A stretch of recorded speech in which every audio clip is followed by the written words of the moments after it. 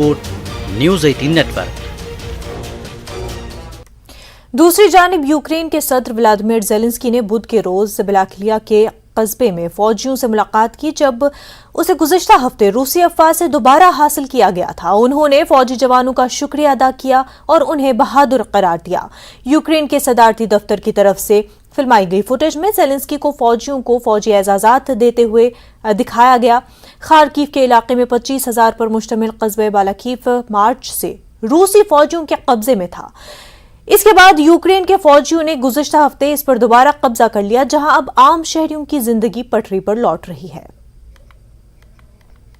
Кожному і кожній з вас здоров'я, вашим сім'ям.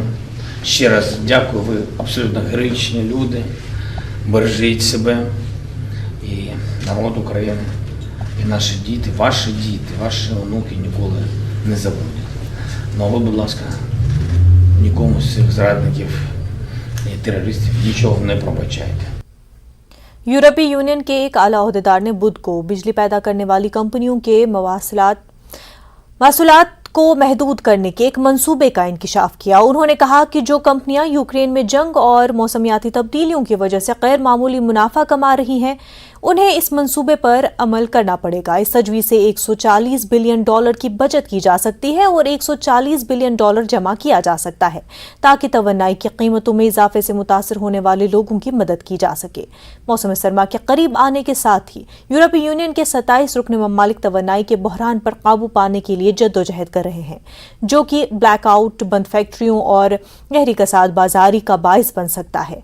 रूस पहले ही 13 रुकन ममालिक को गैस की सप्लाई जुज़विया मुकम्मल तौर पर कम कर चुका है।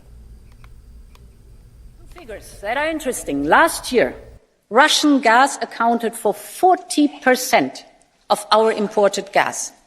Today, it's down to 9%. But we also see that Russia keeps actively manipulating our energy market. I mean, they prefer to flare the gas instead of sending it to Europe according to the contracts that are existing. So this market is not functioning anymore. फलस्तीन के हसास इलाकों में एक अरसे से मुबैना Israeli अफवाज के मजालिम का सिलसिला जारी है, जिसके तहत फलस्तीनियों के साथ झड़पें, गिरफ्तारियां और हलाकतें पेश आ रही है।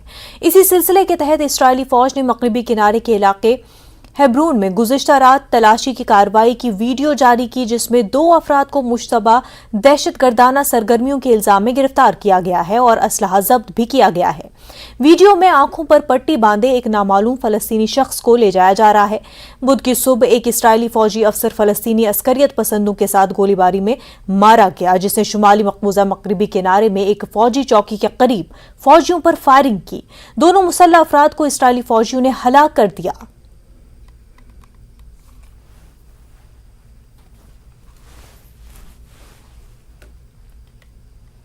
मकबूजा मगरबी किनारे में इसराइल हुकूमत से कैंसर में मुब्तला फलस्तीनी कैदी नासिर अबू हमीद की फौरी तौर पर रिहाई के मुतालबात बढ़ रहे हैं, जिसकी हालत तशवीशनाक है और ख्याल किया जाता है कि उसे मौत का सामना है।